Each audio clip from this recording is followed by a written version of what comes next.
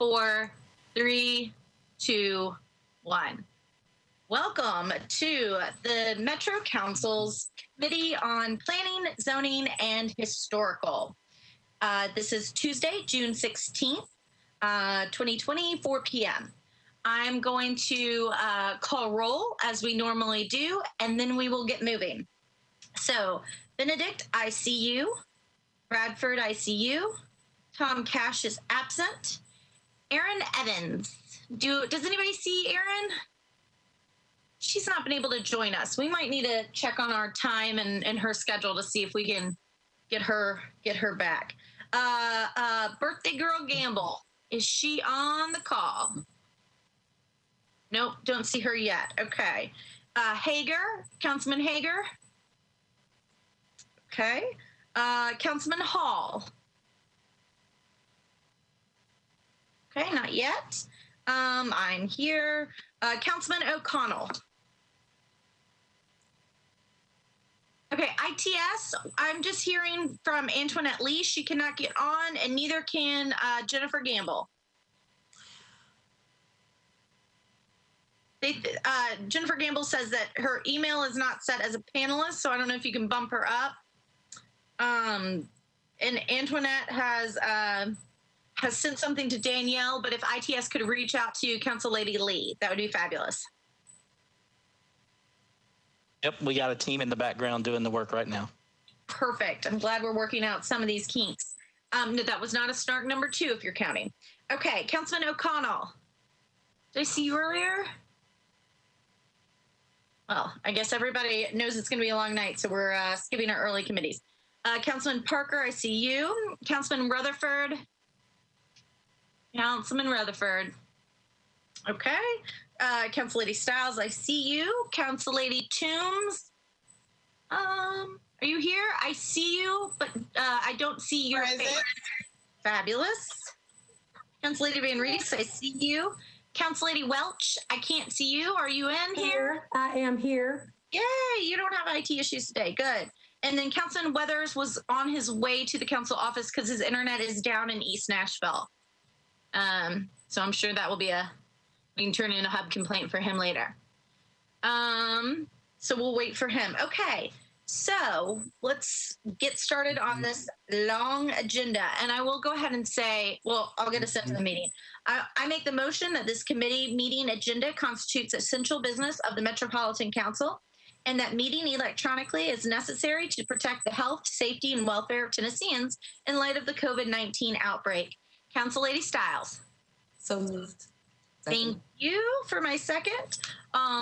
Is anyone against us meeting electronically? Please raise your hand or speak now, or forever hold your peace.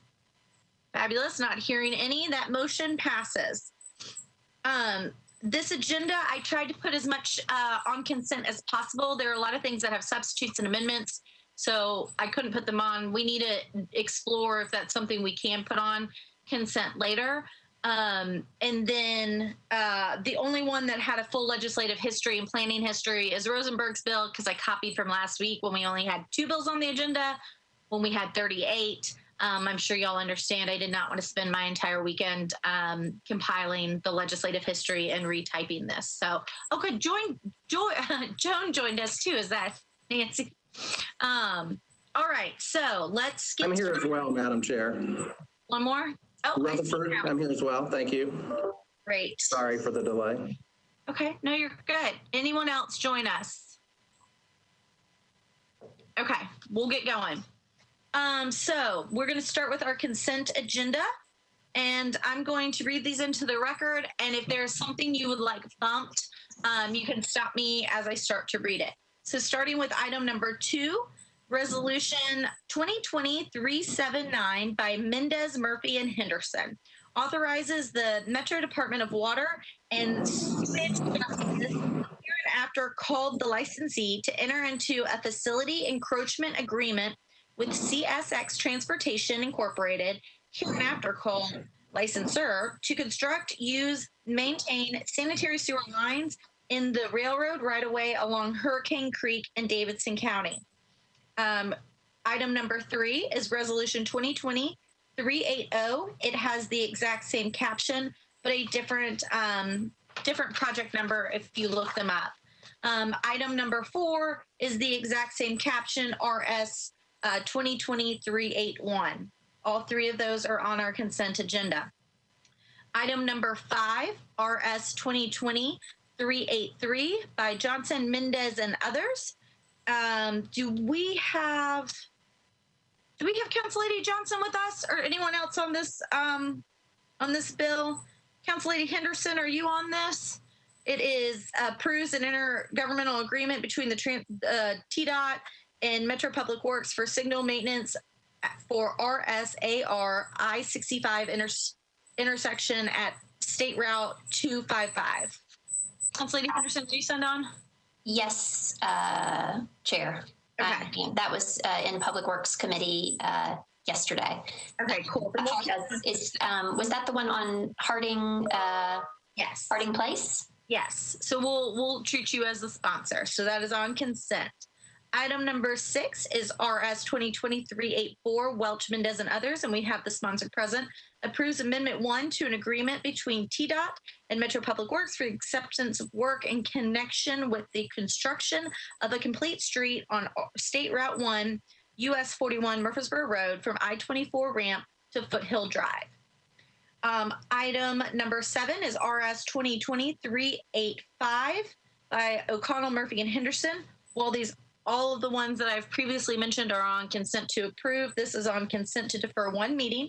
It authorizes Nashville Underground LLC to construct and install an aerial encroachment, a sign, we don't do these all the time, at 105 Broadway. Item number 9 is on consent to approve. It's by me. It amends the Metro Code pertaining to the report from the Planning Commission and the Emergency Communications District Board for proposed street changes to street names.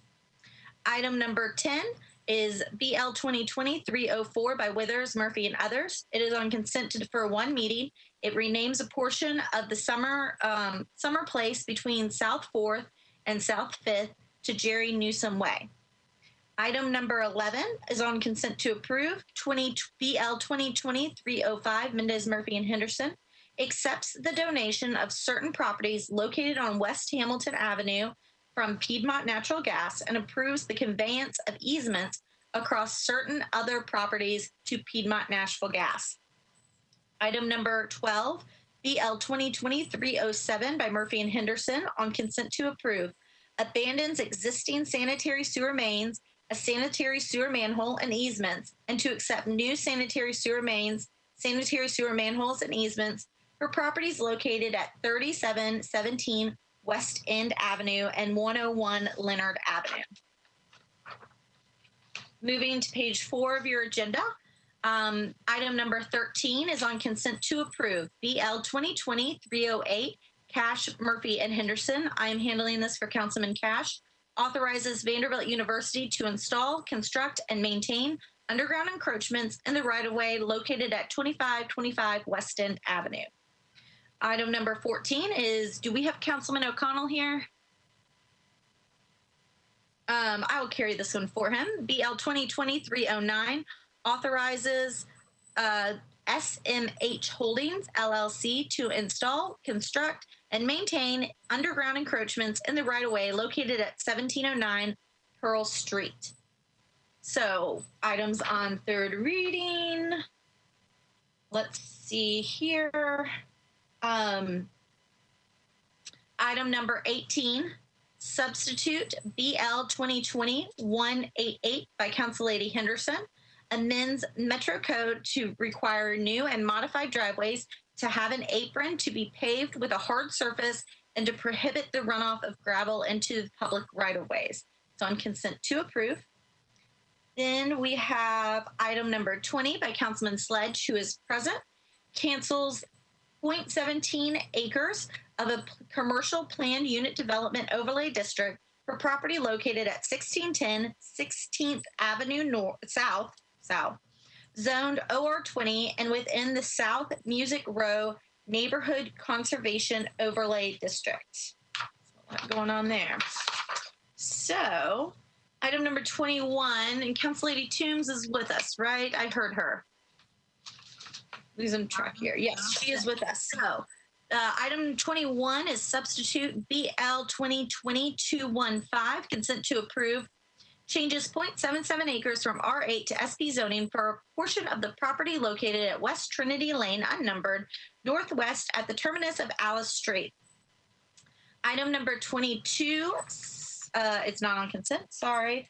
Item 23, BL 2020-253 by Councilman Young, changes 2.64 acres from OR20 to OR40 zoning for the property located at 87 Shepherd Hill Drive, approximately 340 feet southwest of Gallatin Pike and within a planned unit development district, overlay district.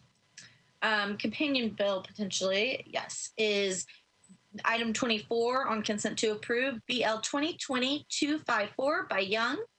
Cancels 2.64, a portion of a planned unit development overlay district for property located at 87 Shepherd Hills Drive, approximately 340 feet southeast of Gallatin Pike, zoned OR20. Item number 25, is Councilman Hall with us? He joined us? Okay, that is bumped from consent. Item number 26 is BL 2020-260 by O'Connell. It is on consent to approve. Do we have Councilman O'Connell with us? Okay, I will sign on to this one. Applies 0.36 acres of a neighborhood landmark overlay district on property located at 1600 10th Avenue North at the northeast corner of Garfield Street and 10th Avenue North, zoned R6A, to permit 7 multifamily residential units. Number 28, substitute bill BL 2020-263. Is Freddie with us? I will sign on to that one. I know he was running late and I told him I would sign on. Changes approximately 12.03 acres from IG to SP for zoning for property located at 1420 Adams Street to permit a mixed-use development. Item number 29 is substitute bill BL 2020-264 by Swope. Is Councilman Swope with us? Okay, I have not heard from him on this bill, so it is bumped from consent. Substitute BL 2020-266, another O'Connell that I said I would sign on if he is running late. Changes 4.64 acres from IR to SP zoning for properties located at 800 14th Avenue North and 801 12th Avenue North to permit 390 multifamily residential units and a mixed-use development. That is on consent to approve as well. So, bringing us to page 8. Item number 31, substitute BL 2020-268 by Parker, changes 0.18 acres from RS5 to RM20A-NS zoning for properties located at 139C and 139D, Elmhurst Avenue. Number 32, substitute BL 2020-271 by Councilman Parker, changes 1.58 acres from CS to MULA-NS zoning for properties located at 102 Duke Street, 2301 and 2309 Dickerson Pike. Item number 33 by Councilman Parker also is BL 2020-274, changes 0.17 acres from RS5 to R6A zoning for properties located at 217 East Moreland Street. Is on consent to approve. Item 34 was on consent. I bumped it because I have a late filed amendment we'll get to. And so that keeps us moving to item 36 by Council Lady Roberts, BL 2020-291. I received a late verbal letter on this one, so it is staying on consent to approve. Changes 4.13 acres from R8 to SP. Somebody's on the phone. Okay, Courtney, I hear you. From R8 to SP zoning for the properties located at 6100 and 6110 Robertson Avenue and 609 and 611 Vernon Avenue at the northwest corner of Robertson Avenue and Vernon Avenue, zoned R8, to permit a mixed-use development. That's on consent to approve. So the last item on our consent agenda is 38, BL 2020-293 by Council Lady Van Reese. It changed 1.67 acres from RS10 to R10 zoning for property located at 3049 Hillside Road. So, is there anything that was on consent that needs to be bumped? Please raise your hand or verbally speak now. Council Lady Johnson, would you like to make a comment?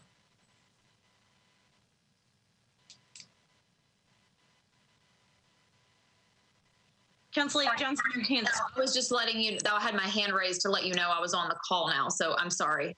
Yep, gotcha. Okay, great. Okay, so seeing that we have, I thought I saw Councilman Hall join us. There you are.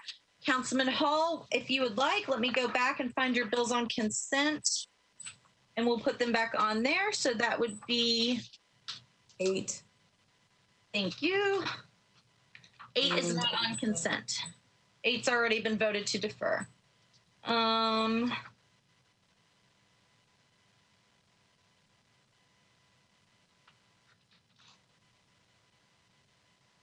Okay, Yes.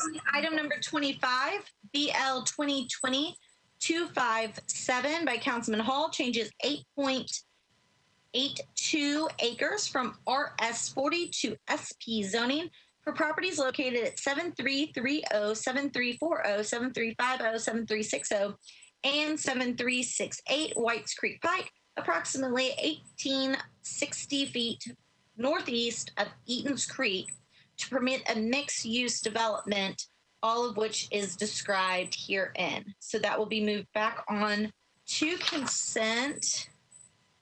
Let me see if he had anything else. No, that covers it. Okay, is there anything that needs to be bumped from our consent agenda? Hearing none and seeing none, I move that our consent agenda be approved. Council Lady Stiles? Second. Thank you.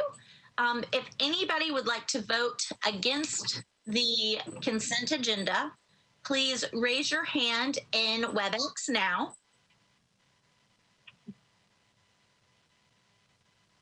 Okay, seeing none, our consent agenda is approved. And that means we have already gotten through many of our 38 agenda items before us. So let me recalibrate.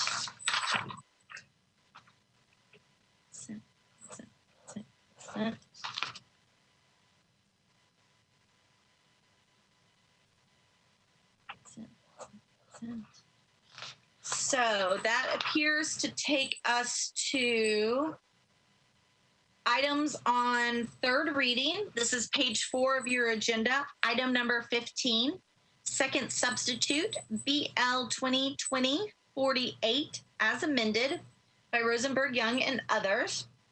It amends the Metro Code of Laws relative to home occupation. And so what we're going to do, if you remember last committee meeting, I had requested / suggested that the members of the extra amendments get with Councilman Rosenberg and try to come up with one comprehensive amendment. So let's find out if they were able to do that. Again, we are limited on time and have other bills to discuss. So let's try to stay focused. So we're going to start with, I will make a motion. Council Lady Stiles. Second. Thank you. The bill is properly before us. And I'm going to go down the amendments and the order of the what's in the amendment packet. So that means we're starting with Councilman Rosenberg's amendment.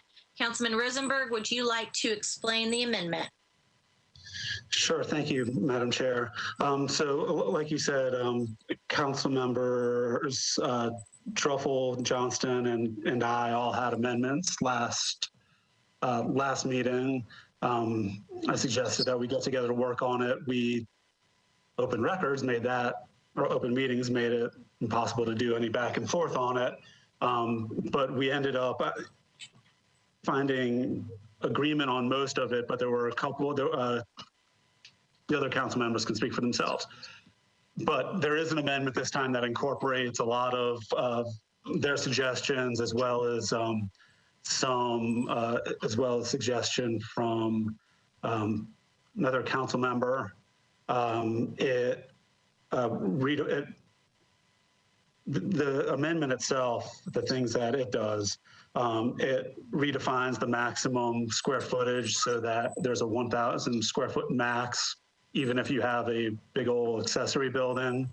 It sets a limit on how many in-home employees you can have. It adds some requirements as far as the permit. It requires an affidavit instead of a statement when it comes to compliance with HOA agreements and that sort of thing. And also that the property owner is accepting if you're not if you're a long-term renter. It requires written notification to adjacent properties. And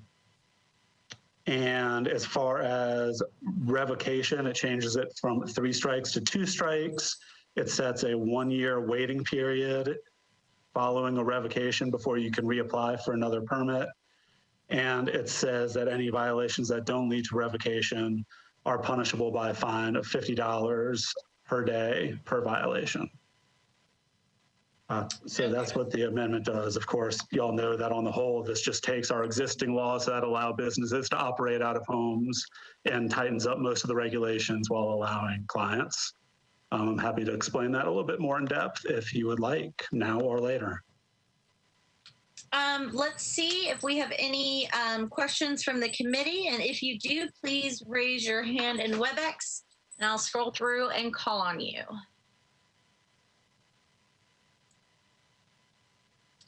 It appears, Councilman, that you have done an excellent job explaining your amendment and that no one would like to. Oh, there we go. Sean Parker. Not that awesome. Yeah, thank you. Sean Parker, you have the floor. This might not be the appropriate time for this. I know we're on Dave's amendment. Will we consider the late filed amendments? I believe there were 4 that came across in this committee. Will we consider those?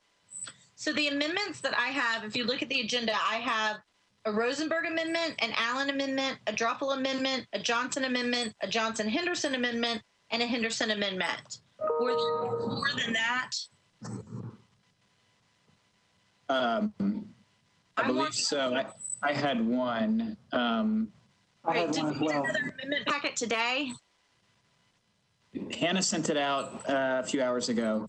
Okay, I missed that in the black hole of my emails. I'm sorry. Okay, so we'll take these and then we'll pull up. Council Lady Stiles, if you'll pull up for me the late filed amendment packet in here, that way I'm not having to have more arms than I possibly have.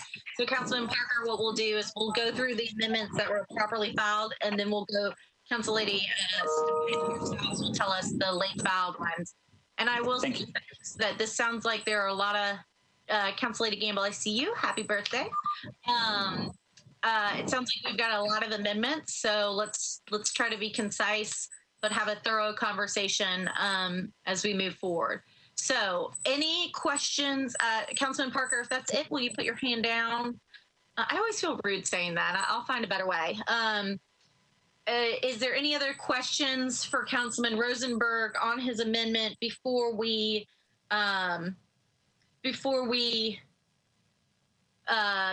take up a vote on Councilman Rosenberg's amendment? Council Lady Henderson. Thank you, Chair, for recognizing me as I'm not a member of the committee. Councilman Rosenberg, when you shared the changes for the amendment, I appreciate you adding the notification of adjacent neighbors. But as you were speaking to that, you were mentioning something also about renters, and I think I conflated the two. Could you just make the distinction as to notification and the piece about renters, please? Yes, thank you. So in this amendment, there are two different things that require an affidavit. Okay. Number one, that you're complying with all those provisions. Number two, if you're not the property owner, that the property owner has authorized you as a renter to have a home occupation. Okay. And then I apologize. Can you clarify if there's a notification provision for adjacent properties? That's in Yes, there. Okay. That's in the amendment. Got it. Thank you. Okay. Let's see. See no more questions in the queue. Well, Councilman O'Connell. Thank you, Madam Chair. Apologies for being late. I would ask the sponsor, on that notification provision, one issue we've had is in urban neighborhoods, adjoining alleys turn into issues for externalities. Does your notification provision have a radius, or is it merely an adjacency provision? It's an adjacency, which I understand. I think Councilmember Henderson has spoken to the difference between adjacency and abutting, where adjacency includes across a right of way. Okay. So all right. So let me ask it a different way. If I live across the alley from a place that would, wind up with a penalty under the terms of this bill, let me back up. Would I be notified if someone across the alley from me were to try to secure a permit? Yes. Okay, thanks. Yep. Any other questions for Councilman Rosenberg? I do, Madam Chair. This is Councilman Bradford. Councilman Bradford, you have the floor. Okay, so let me know if this is not the proper area to ask this question, but I noticed, Councilman Rosenberg, when you did your side-by-side comparisons of the current, let's just say, for the sake of argument, current law based on what your bill would propose, the question I have is when it's stated about customers, it looks Councilman like... Bradford, we are on the amendment. Okay, then I'll wait. But if your question is going to affect your vote on the growing amendments list, you can go ahead and ask it. No, I'll wait until we're in a more appropriate manner. Sorry. Okay. No, you're fine. You're fine. Just trying to be a taskmaster tonight. Any other questions on the amendment before us? Okay. Seeing none, hearing none, we are going to take a vote on this. And one second.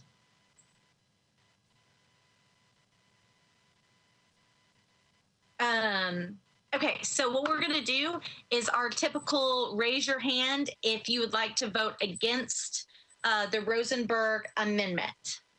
So raise your hand in WebEx, please, unless you are on your phone and cannot, in which case, please verbally let me know. So this is voting, if you are voting against the Rosenberg Amendment.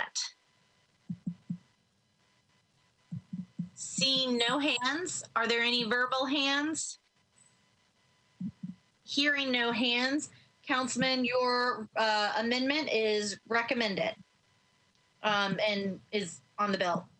So that moves us to the Allen Amendment. Council Lady Allen, the floor is yours. Oh, wait, I will move your amendment. Council Lady Stiles. Council Lady Stiles seconds. Council Lady Allen just jumped on me on my screen. There you are. Would you like to explain your amendment to the crowd? Yes. Can you hear me? Is my audio working? Yes, ma'am, I can. Awesome. Okay, great. Just trying to benefit from the knowledge that we all gained from short-term rental. One of the ways that had a big impact that we hadn't anticipated was even as we limited the number that could be in an area, we discovered that they sometimes ended up being concentrated on streets. That may not necessarily happen with this, but had we thought ahead of time to have a distance requirement, that negative impact possibly could have been avoided. So this is an amendment that would allow one per block face or one per 1,000 foot if it's a super long block face. And if we need to work out some way to grandfather people that are already there operating without problems, I would certainly be willing to do that. But I think just to to be forward thinking and try to avoid the possibility of having an entire block go to be home occupation is something that we would, I think, be glad we had done down the road if that possibility were not forestalled. So, Council Lady Allen, would this grandfather in anyone who has permits, and so it would not penalize them moving forward? The language currently doesn't speak to grandfathering, so that is something we'd have to get the legal folks to give us some advice on. Okay. Do we have Hannah or Mr. Cooper on the line? This is Hannah. Hannah Zion from the council office. So I don't think that this would grandfather anyone in. I mean, I think that the way that this is being dealt with is that these would be new permits that are granted. But maybe I'm misinformed about this. I'm going to give the sponsor of the bill a chance to speak to grandfathering if possible. Councilman Rosenberg, you have the floor. Thank you, Madam Chair. I appreciate Councilmember Allen's engagement on this. And I am not, no, first of all, I don't accept the notion that having businesses with this very limited customer load is a negative impact on neighborhoods. That aside, I think it'd be pretty unfair for me to be able to have a business on one end of the street where I've got somebody come and pick up some baked goods every, month or whatever. And as a result of that, somebody down the street can't have any sort of client ever come by to drop off tax forms. I'm, of course, interested to see where the conversation goes and hear everybody's opinion on this, but I'm hesitant on such an amendment. Thank you. Councilman Parker. Thank you, Chair, and thank you, Councilmember Allen, for this. I definitely agree with trying to learn some of the lessons we've learned over the last few years. Especially within the urban core, I think the impact of short-term rentals has been really severe. But my thing about this is, I'm afraid that by saying that only one per block, we're kind of offering an advantage to people who are like very plugged into Metro. So like if I find out this is happening and I maybe I don't even need a permit that bad right now, but I want to go ahead and just get one to make sure that I'll be the first one in line and the first one on my block and the only one to get it. And I happen to have the benefit of following all this stuff. And, just to me, that there's just an opportunity for some unfairness there because, a lot of people just, this isn't the #1 story in the news, and a lot of folks just aren't going to know about it until they get a code violation or something, property standard violation over running a home business. So I'm probably a no on this amendment, but I do appreciate the sponsor's consideration here. Thank you, Councilman Parker. Councilman, I'm going up the list that I've got. So it's going to be Councilman O'Connell next. Thank you, Madam Chair. I think, again, drawing on where we've been, I appreciate both considerations because I wound up being opposed to the idea of a % cap. Although we did wind up, having some issues related to clustering, right? And so I don't know how to resolve this in an equitable way yet. But let me give an example. So even if we set apart the clear distinctions between short-term rentals, particularly non-owner occupied, and a home occupation permit here, I'm thinking of something where, let's say we wound up, I'm looking at this from a standpoint of what is the speculative investment opportunity and how do we limit that in terms of its impact on neighborhoods. So let's just say in an area with lower property values, somebody like an enterprising group decided to buy 8 homes on one city block and turn them all into home-based salons. Okay, so now you've got 8 adjacent homes, all of which have a resident, and they're all operating salons. And, I think that starts to maybe diminish the character of the neighborhood. It might not. I kind of agree with Councilmember Rosenberg that in a world in which this bill works, there's nothing detrimental about the act of home occupation itself, but it's really when we start to turn the corner into a financed operation that moves away, because this is exactly what we saw with short-term rentals. It started as couch surfing, and then investors found their opportunity, and suddenly we had blown a hole in our zoning code that we hadn't intended. And I'm basically looking to put up guardrails there. And unfortunately, I don't have an elegant solution to offer to this one about preventing clustering. Councilman Rosenberg, can you speak to that and how it plays into your bill? Thank you, and I appreciate that. We actually added provisions to the bill to prevent somebody from being able to buy 8 properties. First of all, the owner of the property has to be a person and not an LLC. Second of all, the applicant has to be the owner of the property, a relative, or have a 1-year lease at least on the property. And only, no matter how many properties in Davidson County you own, only one of them can have a home occupation permit. And then no person can be issued any more than 1 permit under any circumstances. And no more than 1 home occupation can exist in a lot.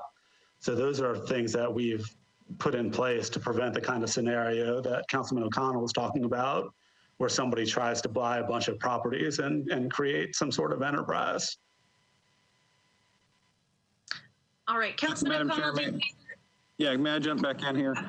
I'm thinking of scenarios though, because we've seen this in, this is just one of those things where when an opportunity to make money exists, people will pursue it. So I'm thinking through, okay, if I'm trying to work within the constraints of this bill, I set up a scenario whereby I offer basically a franchise arrangement where you own the title to the home, but you also have executed a contract with the franchising enterprise. And so you've got a complicated real estate attraction that is not really visible to Metro, but the title looks clear in a way that would conform to the bill. And again, I mean, it's just how this winds up creating potential for clusters. I'm absolutely expecting it to be a corner case. And the truth of the matter is we didn't see every single city block overrun with non-owner occupied short-term rentals, but we saw enough of that activity that we had to work pretty hard on policy as a response to do this. So I'm just trying to think through what else we might do on the front end, drawing from that lesson of not trying to draw a clear line of saying, hey, bad faith actors in the home occupation space are going to be equivalent to bad faith actors in the short-term rental space, but instead say, we assume there are going to be bad faith actors, and we assume that they're going to target the worst case scenarios, and we assume those are going to be bad for neighborhoods. So how do we go ahead and get the guardrails set up for those? And on this one, I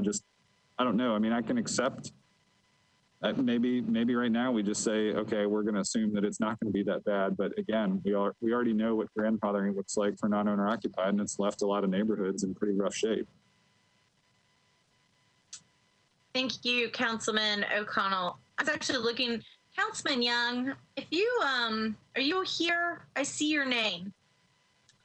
I'm here, yes. Thank you, Councilman. I think this is in that Goodlettsville, I believe you shared with us that y'all have this, is, I don't know if you were listening to Councilman O'Connell's concern about, hearing myself, about franchises and that type of thing. Do you see that happen in Goodlettsville? No, ma'am. And full disclosure, there is slight difference between Goodlettsville's home occupation laws and what Councilman Rosenberg and myself were proposing. The main difference in Goodlettsville, we don't permit like a barber or hairstylist or beauty operator to be working out of a home. But other than that, we have home occupation. And I can tell you that in serving on Goodlettsville's governing body since 2012, I've had one person contact me about a situation, and it was actually just a case of two neighbors that could not get along because the person with the home occupation had an instrument repair business. And so, you know, he had one or two customers come to the house each day exchanging an instrument, but there were some other personality conflicts with the neighbor that presented an issue, but no, we haven't had issues of what Councilman O'Connell was referencing as far as franchises, or, I mean, and I don't mean to minimize his concerns, but when you drive around Goodlettsville, and if you have a list of where the home occupations are, you really can't, you don't know. Because we're talking about people that may be architects or surveyors that might have a client come by the house, or, you know, like the classic example of a piano teacher. Right. Great. Thank you, Councilman Young. Councilman O'Connell is away from his video, so I assume that was the end of his comments for now. Council Lady Henderson. Thank you, Chair, for recognizing me. Regarding this amendment and where Council Lady Allen's thinking is going, I concur with Councilman Parker, and as such, I had offered another amendment that kind of works in tandem with another. But, you know, if you make a distinction, like a type 1 and a type 2 with these home occupations. So type 1 being how things are existing, right? So you don't have customers coming. Minimal impact, clearly, because that's what we've got now.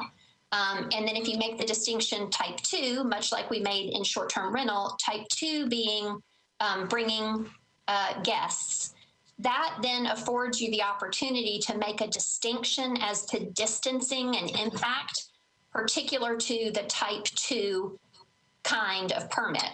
And so to Council Lady Allen, and again, that's circling back to, I know we are on this amendment, and that's why I just want to mention just kind of my thinking on the other amendments, because they have import on this one in this approach. That for short-term rental, I think what we found was, you know, block faces. I'm out here in suburbia. Block faces are huge. And so I think it's kind of unnecessarily punitive. But if you make a distinction that type 2s are more potentially impactful, then what I have an amendment that would suggest that type 2s, you cannot have adjacent permits. And so again, we're using that tool that we already have of adjacency. And so type 1, as now, you could have as many all over the place, next to each other, wherever. Type 2, you could say, and so that deals with the clustering and kind of the domino effect that we've seen with type 2 STRP. It would use, again, that terminology we have already codified of adjacency, and just say you can't have a type 2 permit adjacent to another type 2 permit. So I just wanted to mention that, because it's kind of another approach to what Council Lady Allen is trying to achieve. But I would lean more, you know, again, it's kind of a menu of approaches to address the domino effect, the adjacency effect, for the more impactful, what I would assert should maybe be a distinct, different type 2. Thank you. Okay. Councilmember Murphy, can I respond to that? Yes. Council Lady Allen, you have the floor. Thank you very much. Councilmember Henderson, you reminded me, I did not mention that this bill does distinguish between businesses that allow customers. And so it would be a distance requirement for those businesses. I think that's a very good point that you made. And also the choice was a block face or 1,000 feet, whichever is shorter, because went on Google Maps, and you're exactly right. The block faces in my district are nothing like the block faces in your district. So that would make a distinction there. So you bring up two very good points. And I think that what I have offered has dealt with that. And again, is one of the menu choices of ways just to make sure that we don't end up with clusters. Thank you. I appreciate that. Madam Chair, could I be recognized to respond just one more time to that? Sure. Okay. What I would say for kind of transparency and understanding in the community, and for the department. I think these radiuses, radii, become a little difficult to understand by the community. It's not overtly obvious what, an 1,000-foot radius is from this parcel. Is that from the property line? Is it from the center? I think adjacency is a more simplistic and clear tool. But I do appreciate the clarification from you, Council Lady Allen. I just want to respond with, sometimes I'm concerned about radii. It just seems like different bills have different radii, different distances as to different impacts. We got a lot of that in our code, and I think it creates some confusion. But thank you. Council Lady Allen, can you clarify for me? I got lost there. Does your distance requirement, is it only for businesses that have clients coming to the home? That is correct. It is only for businesses. And it's not a radius. It's not a radius. It's along the block face. That's spelled out as well. So, okay. All right. Are there any other questions on Courtney? Council Lady Johnson, do you have comments and questions on the Allen Amendment? Yeah, I just wanted to speak to the grandfathering aspect of the conversation, because right now, I mean, what everybody's concerned about is not businesses that don't see customers. They're concerned about businesses that do see customers and the impact on the residential neighborhood aspect and the neighbors. Right now, that's not allowed. And so there would be no permits of that type to be grandfathered in, so that unless I'm missing something, I feel like the grandfathering aspect is sort of a moot issue, just because it's against the law right now. So, you know what I mean? Does that make sense at all? Well, I mean, what I'm thinking about is, for example, my mother runs her part of the family firm. Well, I guess it's just her now. Dad is retired and I've moved somewhere else. But so the remaining part of the family firm is she runs out of her house. And so a client might come by once a year to sign a contract. Does that mean that she needs the permit that can have clients come to the house? And does that mean that if she gets her permit, it knocks out anybody else on her block, which is a short block, maybe 10 houses very close together? Does that block out anybody else's chances? Council Lady Allen, can you speak to that?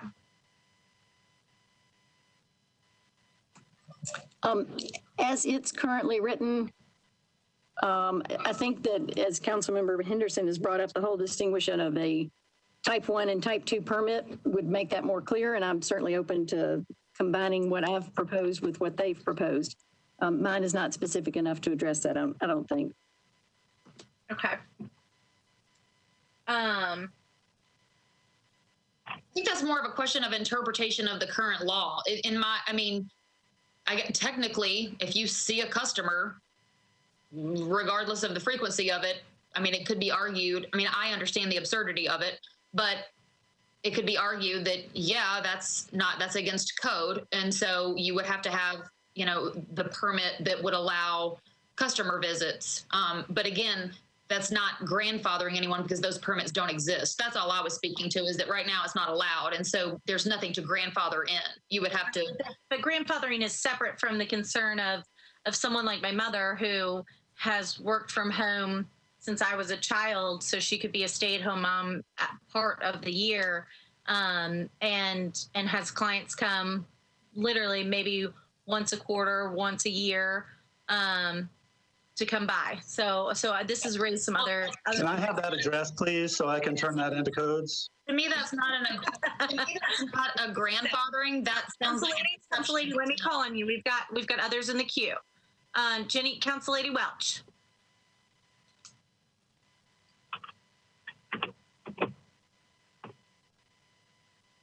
Council Lady Welch, do you have any questions or comments on the Allen Amendment? Oh, sorry, I forgot to unmute myself. Yes, I do. Thank you, Madam Chair. I want to echo the concern that you just expressed talking about your mother's business. In my district, we have lots and lots of musicians who work at varying times during the week, have people over, do things, who are really very much in support of this bill. And this amendment would disallow musicians who live like on the same block or whatever from being able to work separately as they do with other musicians around the city. So I feel like there would be just some fundamental unfairness about who got that permit first that would allow them to have people come over and visit, clients come over and visit, or fellow musicians come over so they could create together. So I feel that is a bit untenable given the limitations already on this bill of what you can and can't do in terms of the type of permit that you can get. So because of those concerns, I would have to be a no vote on this amendment. Thank you, Council Lady Welch. Councilman Parker. I was not seeking to be recognized, Chair. I'll put my hand down. Thank you.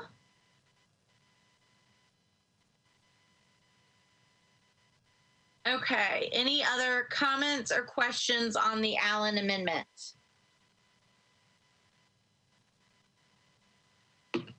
Okay, seeing none, hearing none. What we're going to do is our usual, raise your hand if you would like to vote no on the Allen Amendment. So raise those hands now virtually. And if you are unable to virtually raise your hand, please verbally let me know that. Okay, so I'm going to call names to make sure I have everybody. We have Benedict as a no, O'Connell as a no, Welch, no, Gamble, no, Stiles, no, Hager, no.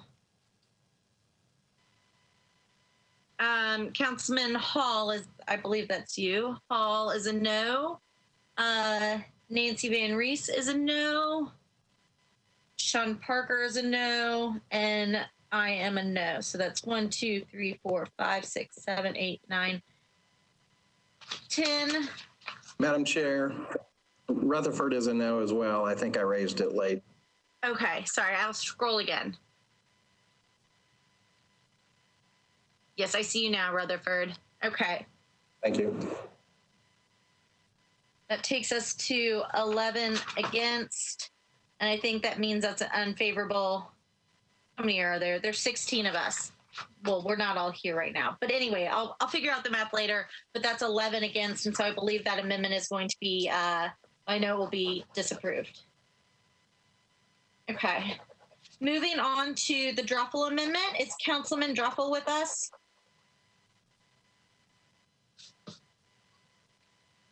Not hearing a sign of Councilman Drupal. Is there someone who would like to move the Councilman's amendment? Who can also speak to the amendment? Councilman O'Connell, is your hand up for fun, or are you wanting to Totally move? for fun. I just love to have it up. Okay, I figured Larry's hand's still up for fun. Okay, would anybody like to move Councilman Drupal's amendment? Okay, I will move it. Council Lady Stiles, if you want to second it. I cannot speak to it. Is there a co-sponsor that can speak to it? Okay, with that, I'm just going to put no recommendation at this time. All right, so we are now on the Johnson, the Johnson singular, not the Johnson and Henderson. So the Johnson amendment, and I will remind y'all, we have until 5:30. We still have legislation to do. But so the Johnson amendment, Council Lady Johnson, would you like to explain your amendment? You have the floor. Thanks. So as we've been talking, or as the committee's been talking about, this amendment does two things. First, it creates the type 1 permit that does not allow customer visits that right now is allowed. And then it creates the type 2 permits that I think is what's most concerning to people, which is what we're trying to kind of anticipate for. And my thought process always is to expect the best, but plan for the worst. And so if we have these two different types of permits, if in the future we see that, well, wait a minute, these people that are seeing customers are causing problems or whatever, and that needs to be limited further or whatever, it's easy to take those permits and do that and not affect the people that have their businesses that don't see clients. It just kind of separates that and protects that out. I don't think anybody is interested in limiting the type 1 type of permit that does not allow customer visits, because it doesn't really affect anybody or thing, I don't think. The other part of this is the limiting of the type 2 permits in order to, again, we're expecting the best but plan for the worst. And it does the same thing as the short-term rental 3% limitation to the census tract by the zoning administrator. And that's just, worst case scenario, just to sort of limit the number of those specific types of permits to protect and preserve the residential aspects of our neighborhoods. Okay, great. So I'm going to go to the sponsor of the bill, because I know that the first amendment that we put on the bill, the Rosenberg Amendment, Councilman Rosenberg, how does Council Lady Johnson's amendment play? Does it play well with yours, or is it conflicting with your amendment that we've already put on your bill? So this speaks to section 1, 2, let's see, D1, 2, 3, and 4. So from a technical perspective, yes, this would impact the square footage change that we made. It would eliminate that. It would also eliminate the requirement that no more than 5 employees be there.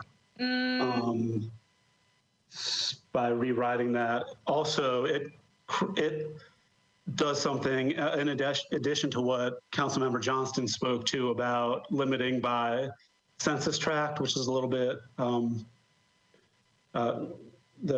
census tracts are drawn in really interesting ways. It does not really coalesce with the section of the bill that says that if you're working from home and you just sit on your computer all day, you won't need to get a permit. So we'll have one section that says there are 2 kinds of permits, and then the other section will say that first kind of permit actually doesn't exist, because if you're just working on your computer, you don't need one. So those are my observations. This is exactly why I asked the sponsors of the amendments last week to please try to get together and work out these amendments. And well, we absolutely did. Let me finish. And so that was the request last week. And I mean, I am willing to throw out that I'm willing to host a work session on WebEx for us to try to work out these amendments. We have 30 minutes left in this committee, and we have at least, it sounds like, 3 or 4 more amendments to go. I am at the will of the body. If somebody would like to make a motion to have a work session on this to try to work this out, because putting conflicting amendments on a bill is not a good way to move forward.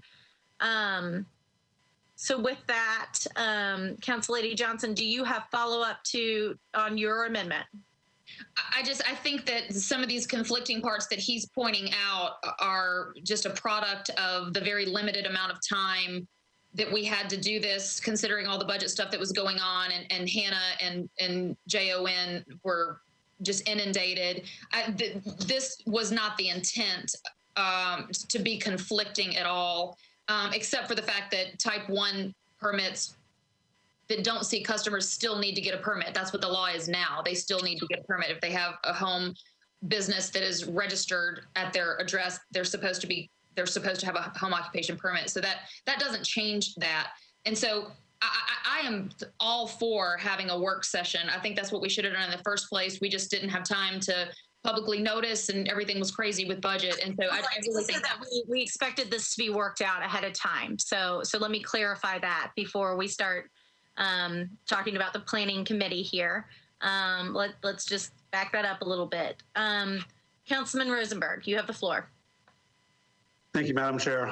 I appreciate the suggestion. After 8.5 months on this bill, I know some last minute suggestions have come in that kind of try to throw a wrench in things here, but I would just as soon see the amendment voted down and move on.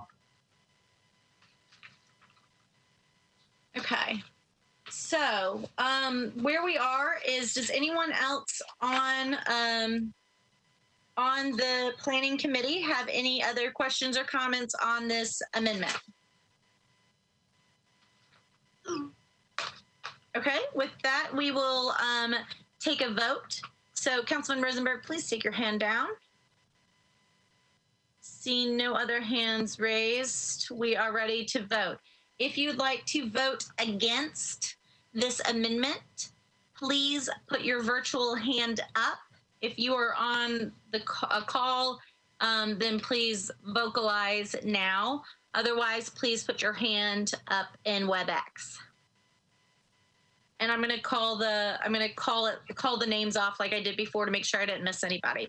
So we have Parker, Nancy Van Rees. I'm sorry, Nancy, your name is just one that all the words, you get all the names with you.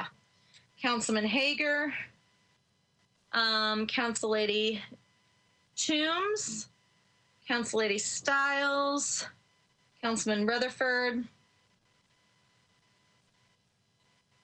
Council Lady Gamble, Council Lady Welch, O'Connell,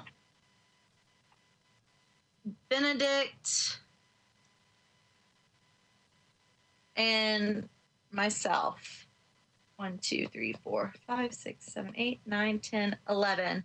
That is 11 against. Council Lady Johnson, I believe that will not receive a favorable recommendation since we only have 16 members. Y'all are so lucky I've got these erasable pens. Okay, moving on to the Johnson-Henderson Amendment. Which of y'all would like to present? Oh, I will go ahead and move the Johnson-Henderson Amendment. Council Lady Stiles, I see a head nod to second it. And so Council Lady Henderson or Council Lady Johnson, who would like to explain your amendment?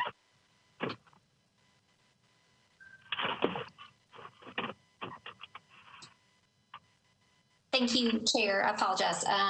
Let's see.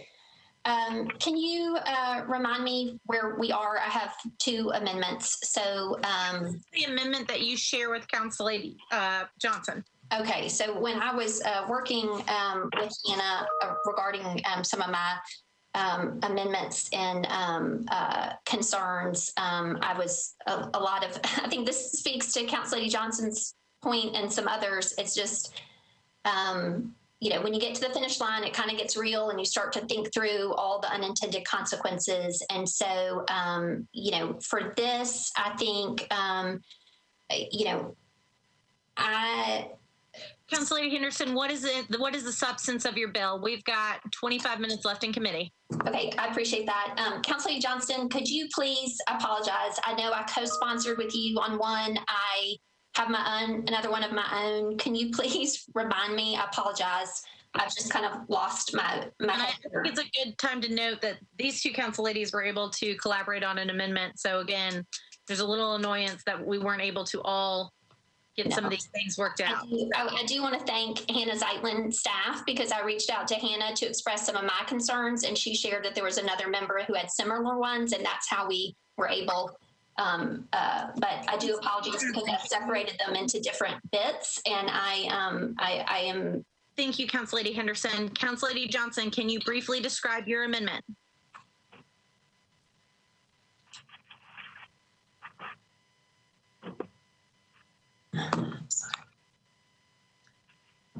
Council Lady Johnson? Okay. Okay, I apologize. Here I am. I'm sorry. I apologize. I was just trying to get it open. Thank you, committee. I apologize. So this was as to renewal and application of the permit. So rather than a one-time permit, that it would be an annual permit. I think from an enforcement perspective, that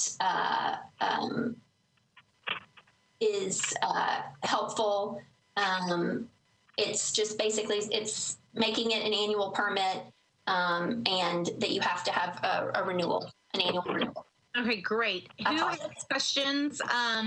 Council Lady, or Council Lady Zeitlin, Legal Counsel Zeitlin, do you have So I was going to say, I think that we're on Amendment 5, that this is no type 2 home occupation shall be located on any parcel adjacent to another parcel on which a type 2 home occupation is located. There is a late amendment. So that's the Johnson-Henderson Amendment? Yes, there is a late amendment that I believe Council Lady Henderson is referring to. I guess you guys too, but I think that. No, Hannah, what we're looking for, Hannah, you're breaking up. What we're looking for right now is a very brief explanation of the Johnson-Henderson Amendment. It is, so amendment number 5, this is the timely filed Johnston-Henderson Amendment. It makes it so that type 2 home occupations cannot be located on adjacent parcels adjacent to another type 2. And so it only works with the Johnston Amendment that creates the type 1 and the type 2 occupations. Right. Okay. Thank you, Hannah, for the clarification. I apologize. And that's that. As you all can hear from my response to Council Lady Allen's amendment, I think a little bit in my process of thinking through all these and trying to make the distinction about the different things, I have somewhat conflated them in my mind to know which one was which. But, I guess, colleagues, I was, disappointed to see that y'all did not support a type 1, type 2 approach. I think that would have brought a lot of clarity to this legislation. And so the subsequent amendment, the concept of adjacency that I was speaking to, doesn't work without the type 2 distinction. And so, I guess, I do want to express my appreciation for Councilman Rosenberg. I know this has been a very complicated bill and there's been a lot of time spent on it, but I think, it's difficult to, at the finish line, try to make these things as best they can be. But I have genuine, deep concern that this is going to be short-term rental all over. Councilor Henderson, are you on your amendment? I am. And so, Chair, I don't know, and Ms. Zeitlin, if you can speak to that, because this amendment makes the assumption, I guess, that the other amendment was favorable. So I don't, it basically it's what Council Lady Allen was speaking about earlier as to impact, but trying to use the adjacency tool for that. But in fairness, I was only going to apply the adjacency tool to a type 2 who sees customers. But since the committee has not seen fit to recommend the type 1, type 2 distinction, then I don't think this amendment is viable. But again, to your point earlier, Council Lady, about a work session, I would welcome that because I genuinely want this to be successful. I appreciate Councilman Rosenberg working on it. And I feel like there's some good ideas here, but they're just not quite gelling. So thank you. Thank you. Councilman Rutherford on the amendment.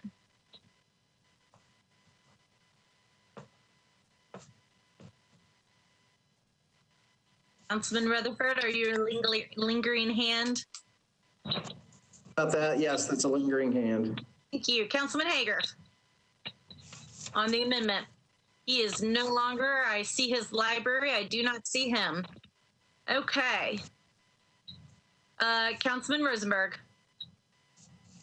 Thank you, Madam Chair. I think Councilmember Murphy's mom's next door neighbor should be able to have a client over every now and then. Thank you. I guess I better text my mother and ask what she thinks so I don't have to hear about the, well, Mother's Day has already happened, so, and her birthday. So I'm clean till Christmas.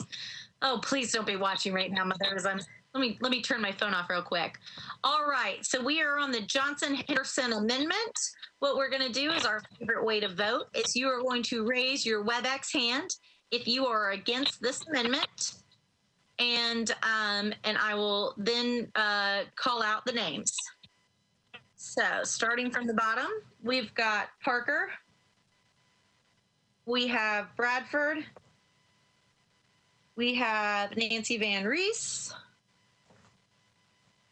we have Toombs, we have Stiles, we have Rutherford, We have Gamble. We have Welch. We have Benedict. Okay. And Murphy. 1, 2, 3, 4, 5, 6, 7, 8, 9, 10. All right, that is 10 against. Thank you, ladies and gentlemen. Please put your hands down. That takes us to the Henderson singular amendment. Okay. I'm gonna move and get out of the. Okay. Councilman Hall, your mic is on, and given your history, I think you might want to turn your mic off. All right, Council Lady Henderson, you are up to please briefly explain, because we have 2 minutes left. I have it open on the computer in front of me. I will not confuse or conflate the various amendments again. So this standalone amendment, kind of in the spirit of the larger conversation, things that Councilman Parker has mentioned, things that Councilman O'Connell has mentioned. For those of you new to the body, we have spent the last 5 years trying to unwind all the unintended consequences of short-term rental scooters. Councilman O'Connell and I spoke often about our desire and wish not enabling those scooters. We wish we'd put the sunset on it, right? And so I just think we are entering very, very tricky territory. And I absolutely support and appreciate there's a lot of people working from home and should be able to continue to do that. And that this is very difficult to legislate. But because of what we've seen, I mean, everybody uses the analogy Pandora's box, can of worms, all that kind of stuff. But in that spirit, I have advanced a sunset on this to let it be in place for 2.5 years to conclude before the end of our term in March, well before kind of campaign season and all that. And then as well, delaying the start of the effective date because any sort of countywide legislation like this on the code side of things, tools, planning, maps, require some form of implementation with ITS, and perhaps the sponsor has already, but again, that's just kind of end of summer, a September 1 effective, and then 2.5 years to see how it's going. And if all holds true and there's no negative impact on this, then we just keep it rolling. But I really would encourage those new to the body to look at what happened with short-term rental, scooters, and so forth. And there's never any harm, in my view, in putting a sunset on something that is this complex and potentially negatively impactful. Thank you. Councilman Rosenberg, you have the floor. Thank you, Madam Chair. I'm not crazy about the sunset, but I am willing to listen to the conversation. Doesn't matter whether I'm willing or not, but I'm happy to listen to the conversation on it. I do have a concern with the fact that people need to be able to work now, and this would put off the opportunity for folks to be able to do that and make a living for another 4.5 months. But I'm looking forward to hearing what folks have to say on it. Great, thank you. Councilman Hall, your hand is raised. You have the floor.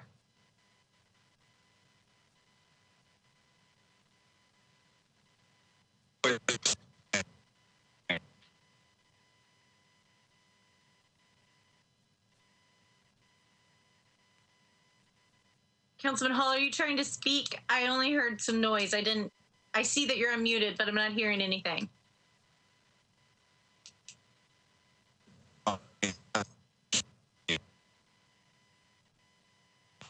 Is anybody else hearing? Can anybody else hear him, or is it okay? Nobody else can hear you at this time, Councilman Hall.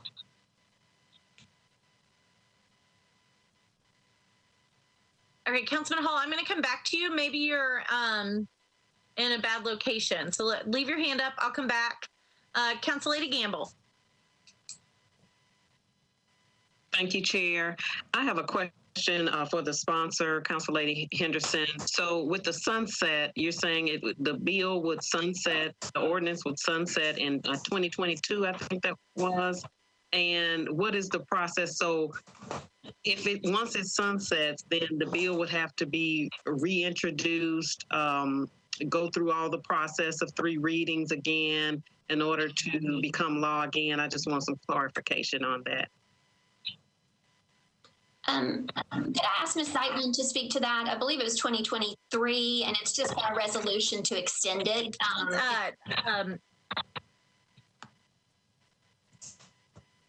Staff Zeitlin, please, will you Sure. So just let me make sure that I understand the question. The question is how you extend, by what process? It would be by resolution of the council. That would just be like every other resolution. The council passes 1 reading and it would just take a majority vote. Okay, so it's just a resolution to reinstate the bill. Correct. Yeah, continuation, and in that, I think even sometimes you can extend it for a certain period. Okay. Yeah, and it's March 1, 2023, Council Lady Gamble. I've got it open in front of me. My printer doesn't work at home, so I'm having to have multiple windows open. Thank you. Thank you for that clarification. Any more, Council Lady Gamble? All right, you mute yourself. Satisfied for now? Councilman Parker, you have the floor. Thank you, Chair. I'll be brief. I appreciate this amendment. Appreciate Councilmember Henderson for working on it, and I appreciate the bill's original sponsor, Rosenberg, for entertaining it. This is something that I've heard from a lot of people who have sort of been working to sort of rein in the short-term rental issues that we faced once those were allowed. And I think that we're working toward a really good bill here, and I'm confident that we're going to want to keep this rolling in 2.5 years. But I'm also comfortable if we end up with a good bill through this process with this sunset. I don't think we lose anything, and it gives us an opportunity to correct some mistakes 2.5 years from now if we happen to be making one. Thank you, Councilman Parker. That is it. Please lower your hand. Okay, seeing no more questions in the queue, we're going to call for the vote on this one. So if you are voting against the Henderson Sunset and Delayed Start Amendment, please raise your hand now.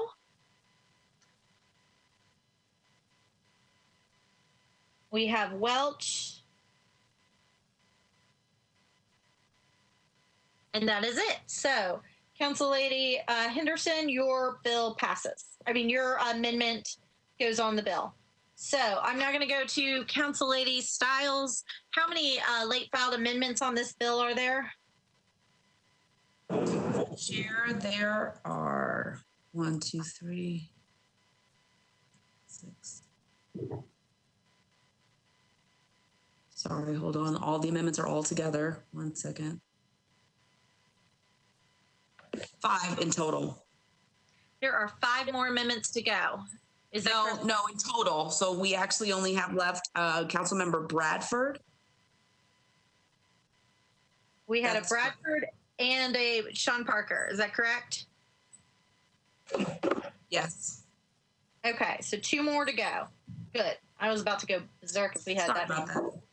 All right, Councilman Bradford, you are up. Please explain your amendment as briefly and concisely as possible. Thank you, Chair. So this amendment has come from conversations I've had with several neighborhood leaders in my district, and I've been very open about the fact that I've been against this bill from day one because I felt it negatively impacted our communities. But I also understood, too, that people have to work. So I wanted to find a way that I could get neighborhoods on board with this bill. And part of what they wanted was, like we do with most other businesses, is Councilman Mendez, if you could mute yourself. Is to limit these home businesses to the major arterial roadways within our neighborhoods so that we could keep some of the noise and some of the traffic out of the cores of our residential areas. Okay, so let me make sure I heard you. That home businesses have to be on what streets? The major arterial streets in the neighborhoods. Okay, that does cause me concern because a lot of people who work from home probably do not live on major arterials. My mother, for example, and myself when I used to work from home. So that does have some concerns for me. I understand where you're coming from, but logistically, I think that is almost counter to the intention of the bill. But I will let Councilman Rosenberg speak to the impact of this on his legislation. Councilman Councilman Rosenberg, you have the floor. Thank you, Madam Chair, Staff Chair. So I think that, I mean, this basically eliminates the existence of the bill entirely. I mean, people, again, it gives into the faulty premise that, we're going to be generating a bunch of traffic with the limitations of this bill. And the rest. I hope y'all vote against this. Okay. Any brief questions and brief comments? Because we are supposedly having 5 more minutes, but hopefully Councilman Rosenberg, Chair of Rules, will be generous with us since it is his bill holding us up. That would be snark number 4, I believe. See no hands up. What I'm going to do is go ahead and let's take the vote. So if you are against Councilman Bradford requiring these to be on arterial streets, please raise your hand now. Okay, and I'm going to read it out like usual. So we've got Parker, Nancy Van Rees, Toombs, Hager, Stiles, Rutherford, Gamble, Welch, Benedict, and Murphy. So that's 1, 2, 3, 4, 5, 6, 7, 8, 9, 10. Councilman, your bill does not get a favorable recommendation to go on to the bill. Councilman Parker, please briefly as possible give us the overview of your amendment. Let me move it and Council Lady Stiles seconds. Carry on, Councilman Parker. Okay, thank you, Chair. So what this amendment does is it makes sure that the people applying for these permits are applying for permits in their primary residences. So that they would need to submit an affidavit testifying that this is their primary residence. And this was sort of a protection that we thought up based on experience with short-term rentals and sort of false owner-occupied status, and not having any way to prove that or any kind of teeth. An affidavit is to some degree more enforceable than just simply a written statement. And I think that that's really the spirit of what this bill is about home occupations. And it's something we've been trying to avoid is the sort of commercialization of our neighborhoods and commercialization of our residential units. And I think that this is in the spirit. And the amendment is structured a little oddly because it includes some duplicate language from Rosenberg's amendment. I talked with Hannah about that, and she said that it would be all right as long as this amendment went on after Rosenberg's amendment. They would not be in conflict. But if the sponsor would like to speak to this amendment, or if he's under the impression that it would work with his, I would appreciate that. Great. Councilman Rosenberg, you have briefly the floor. Okay, I appreciate it. It looks like all this, even though there's a bunch of cross-throughs, all this does is add the affidavit requirement that Councilman Parker just spoke of, and I think it's great to put on. Fabulous. Any other questions or comments on this one? Seeing none, Councilman Rosenberg, put down your hand. Oh, going to Council Lady Van Rees.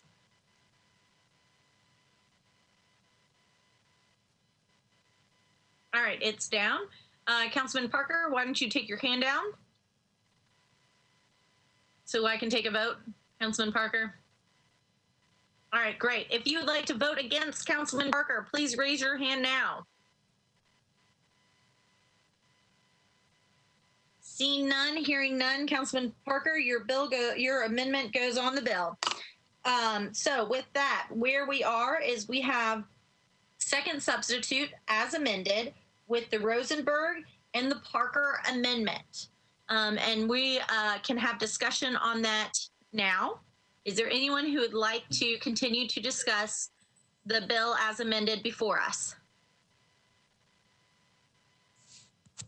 Seeing none, hearing none, what we're going to do is our favorite type of voting.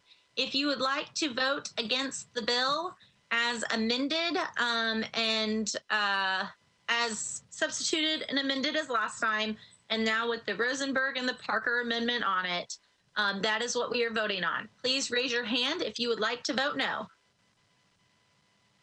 All right. Bradford. Hager. Bradford, Hager, and Murphy. So that means, Councilman Rosenberg, your bill has a favorable recommendation out of this committee. Thank you. Thank you all. Thank you very much. Moving on, we're going to do these real quick. Council Lady Toombs' bill, number 16 on your agenda, BL 2019-69. I'm moving and seconding. Thank you, Council Lady Stiles, for seconding that. There is a substitute that I will go ahead and move and second. Council Lady Toombs, is there anything I'm sorry, Councilman Bradford, is your hand a lingering hand? Thank you. Council Lady Toombs, is there anything specific you'd like to tell us on this, or can we move it on out? You can move it on out. All right. Anybody wishing to vote against the substitute for this bill, please raise your hand now. Seeing none, hearing none, the substitute goes on the bill. Now we're on the bill as amended. Please raise your hand if you would like to vote against the substituted bill. Seeing none and hearing none, Council Lady Toombs, your bill is substituted, moves on out. All right, we are on another Council Lady Toombs, BL 2022-1. Let me back up. Going too fast. The one we just talked about, BL 2019-69 by Toombs, changes 0.42 acres from RS10 to RM9A zoning for property located at 3413 John Mallet Drive at the southern corner of Ashton Avenue and John Mallet Drive. That's the one that we just substituted and passed. Moving to item number 13, BL 2021-12, changes 26.43 acres from RS 7.5, RS20, and MUNA to SP for properties located at 869 West Trinity Lane, 2608 Old Buena Vista Road, Walker Lane unnumbered, Day Street unnumbered, Overall Street unnumbered, and West Trinity Lane unnumbered, approximately 370 feet east of Old Buena Vista Road, to permit 427 multifamily residential units and retain the uses and bulk regulations of MUNA on parcel 192. Council Lady Toombs, I'm motioning on your bill. Council Lady Stiles seconds. I am motioning on your amendment. Council Lady Stiles seconds. Is there anything special we need to know about this? Council Lady Toombs. The amendment that's currently on this bill is just clarifying that there won't be any connection, road connection to Walker Lane, which was a sticking point for residents. That is good. Thank you for listening to your residents. If you would like to vote against this lovely amendment that her constituents have asked for, please raise your hand now. Seeing none and hearing none, your bill is amended. Now voting on BL 2022-12 as amended. Please raise your hand if you would like to vote against this bill. Seeing none and hearing none, Council Lady, your bill as amended moves out. Okay, we are on item number 22, substitute bill BL 2020-219 by Council Lady Gamble. Amends 169.20 acres of a specific plan on properties located at 4105, 4125, 4225, 4241 and 4301 Whites Creek Pike at the southeast corner of Knight Drive and Whites Creek Pike zoned SP to add additional land uses, modify location of rooming units, and make changes to the definitions specified in the SP. I have moved. Council Lady Stiles is seconding. I am now moving the Gamble amendment, and Council Lady Stiles seconds. Thank you. Council Lady Gamble, is there anything special we should know tonight? I just want to let you know that this amendment adds additional conditions that were approved by planning, and just wanted to put them in the substitute bill just to make sure that the community and everyone else is aware that they are here. These are the conditions that we all agreed to, and just want to make sure that they were put in the substitute. That's all. Great. Thank you. With that, If you would like to vote against the Gamble Amendment, please raise your hand now. Seeing none, hearing none, the amendment passes. Now we're on the substitute bill 2020-219 with the Gamble Amendment on it. If you would like to vote against this bill, please raise your hand now. Seeing none, hearing none, Council Lady, your bill moves out. I did skip a short-term rental bill that we're going to come back to. I'm going to try to get through all the short and easy ones first. Moving to item number 27 on your agenda, BL 2020-262 by Sledge. Changes 0.36 acres from CS to SP zoning for properties located at 2132 and 2134 Kennedy Avenue to permit mixed use. I'm going to move that bill, and Council Lady Stiles seconds it. Thank you. I'm moving the Sledge substitute. Thank you, Council Lady Stiles, for seconding that. Councilman Sledge, is there anything special we need to know about? Hearing none, we'll go ahead and take a vote on this substitute. Raise your hand if you are against the substitute. Seeing none and hearing none, the substitute is on the bill. Now we're on the bill as substituted. Please raise your hand if you have any thoughts or concerns on this bill. Seeing none, hearing none, we will go ahead and take a vote on the bill. Please raise your hand if you are voting against this bill. Seeing none and hearing none, the bill is recommended for approval. Thank you. Has Councilman Swope joined us? All right. Item 29, substitute BL 2020-264 is continued to be rolled to the heel. Item number 34, substitute BL 2020-277 by Councilman Syracuse. Are you with us, Councilman? Councilman Syracuse. Okay, we will come back. This is the one I have a late filed amendment on. If he does come back and we can move it quickly, this is about the non-conforming structures during the tornado in last March. Oh, good. Councilman Syracuse, you've joined us. Substitute BL 2020-277 amends the Metro Code to allow non-conforming structures destroyed during the March 3rd, 2020 tornado to rebuild regardless of the percentage of floor area destroyed. I will move the bill. Council Lady Stiles seconds. I will recognize myself on my late filed amendment. I've struggled with this bill because I know a lot of times we go to the Board of Zoning Appeals, and quite frequently I am arguing about non-conforming uses and non-conforming buildings and things like that in kind of the older neighborhood districts and commercial uses that should be moving towards residential. The whole legal theory and legislative intent of non-conforming uses in the Tennessee Code Annotated is that non-conforming uses will eventually conform themselves out of existence and conform themselves to the current updated zoning. And so I struggled with my support of this.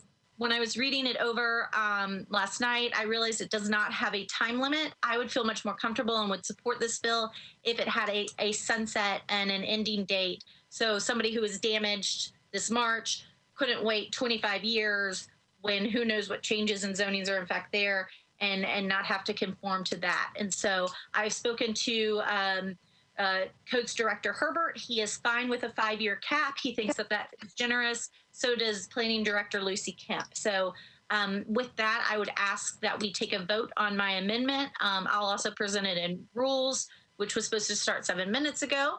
So if you would like to vote against my amendment on a set of 5 years, please raise your hand now. Or if you want discussion, please speak now. Okay, hearing none, seeing none.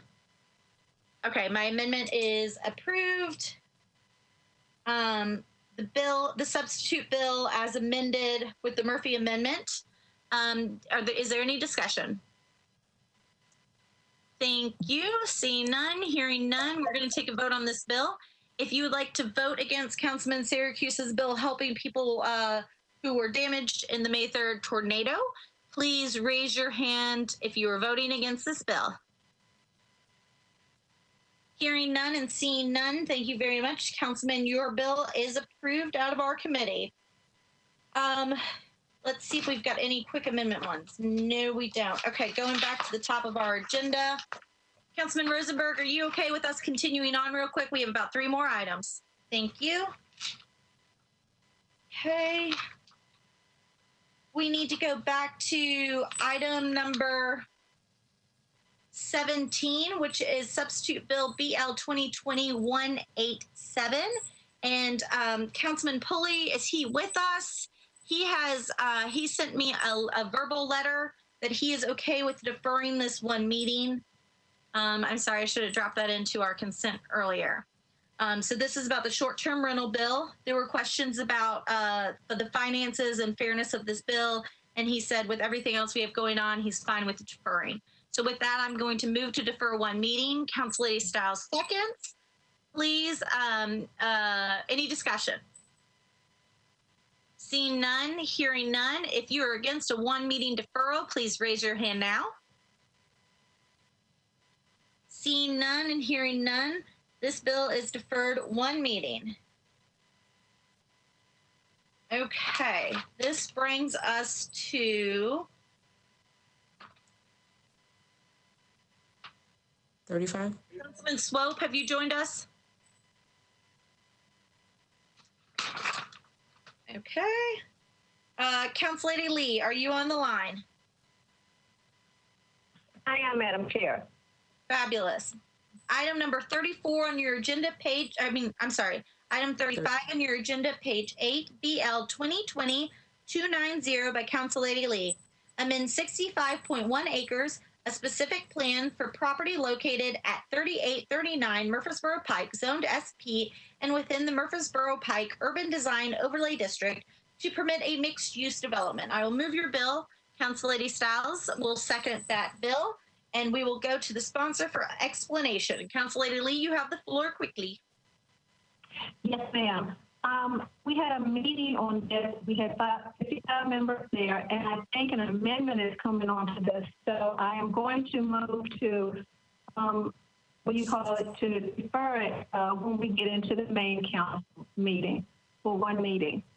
Would you like us to defer it, or would you like us to, are we on third reading? We are on, I believe, yes, ma'am. We are on a third reading. Okay, Council Lady Lee, we are at the will of the body, to the will of the committee to make a motion on this, on the deferral, on whether you would like to re-refer it to us or if we'd like to pass it and hold it on third on the council floor. Chair. Seeking an amendment from the committee. Council Lady Stiles, you have the floor. Okay. Thank you.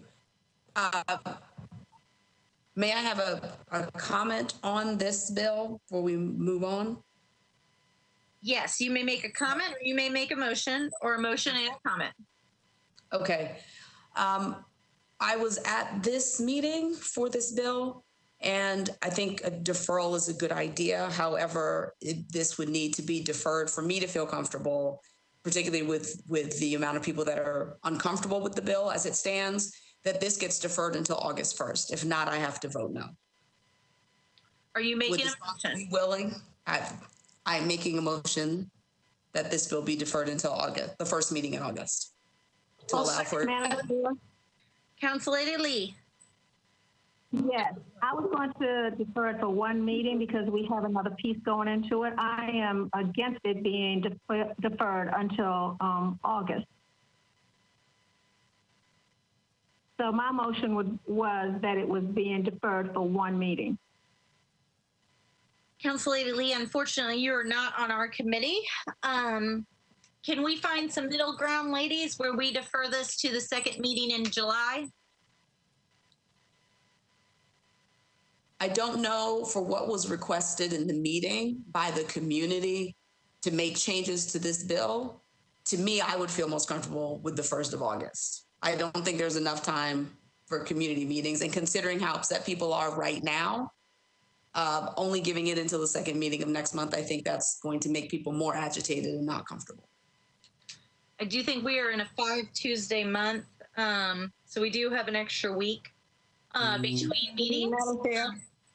So Council Lady Lee?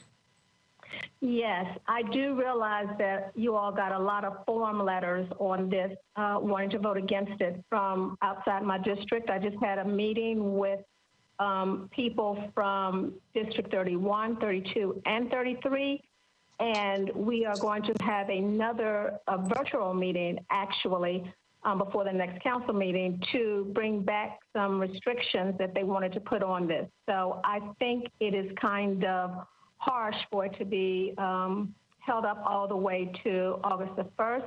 I would like it for only one. I know I can't make the motion. And then, but we're open that if we get there and we have not done what we needed to do, then it can be deferred again. Am I correct? Yes. And so that's where I'd like to split the baby here and see if we can just do the second meeting in July. And if you need another deferral from there, then that can be worked out. And I think that if that makes you both upset, that might mean that this committee is doing its job. Not necessarily, Chair. I think it can do it, Chair. If not, but I will go with the Chair. I would like to hear from the rest of the committee. Anyone else in the committee would like to weigh in?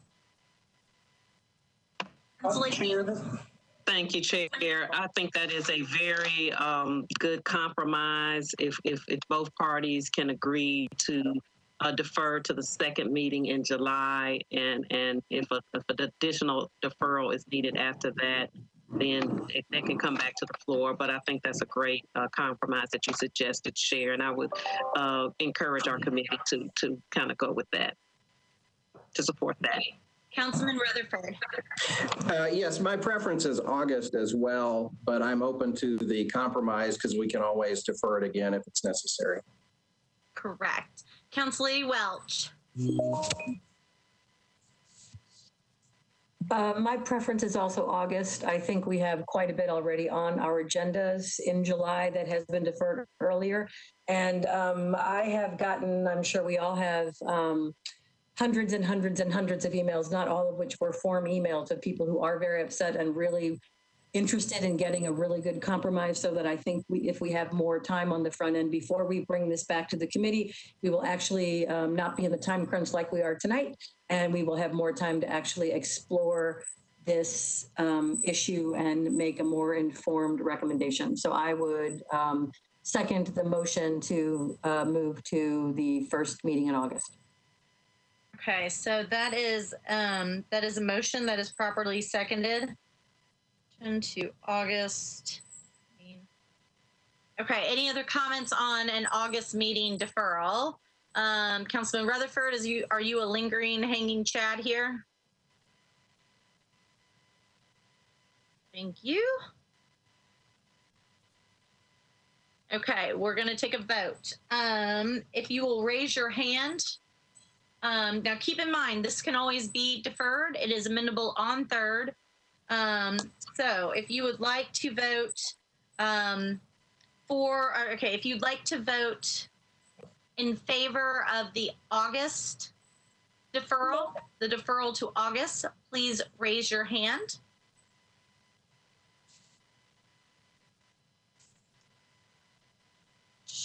That would be Welch. We're voting for the deferral, right? Yeah, this is August deferral. Styles. This is supporting deferral. I'm sorry, I was. This is you're voting in favor of the August deferral. If you support an August deferral, raise your hand. So I have Bradford, Nancy Van Rees, Parker, Styles, Rutherford, Gamble, Welch, Benedict. Okay, that's 1, 2, 3, 4, 5, 6, 7, 8. Okay, and then since our committee only has 16, what I'm going to do is we're all here. If you'd like to vote against the August deferral, please raise your hand now.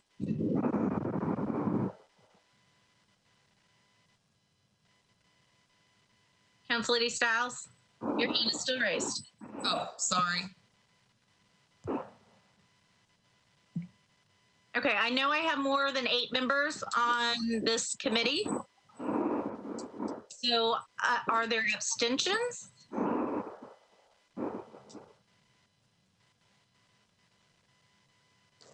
Okay, we only have 8 members voting on this committee. That takes us dangerously close to not having a quorum.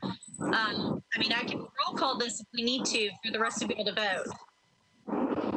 Councilman O'Connell, for example, I see you. I'm sorry, ITS was here. What's the question? I'm trying to take a vote, and we only had 8 members voting out of our 16-member committee. So what we are doing right now is voting on deferring Starwood rezoning to August rather than the 1 meeting deferral, the 2 meeting deferral suggestion. So I'll support the deferral. Okay. All right, that puts us over a majority in our committee. It is deferred until August.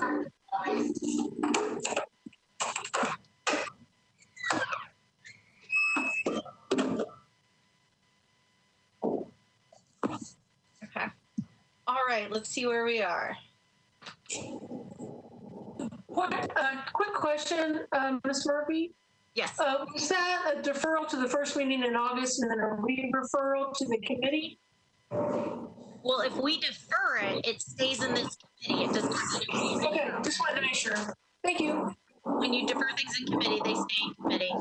So we are back to item number 37, BL 2020-292 by Councilman Hall. Is he still with us? Councilman Hall, have you been able to rejoin us? Okay, with that, that is deferred by rule. I think we have one more floating around in here. That was it, Madam Chair. Nope. Councilman Swope, have you joined us? Not hearing Councilman Swope. Item number 29, BL 2020-264 by Swope is deferred by rule. And that takes us to the end of our agenda. Thank you. I accept a motion to defer. A motion to adjourn. Thank you, Council Lady Stiles. We are adjourned. Councilman Rosenberg, the WebEx is yours.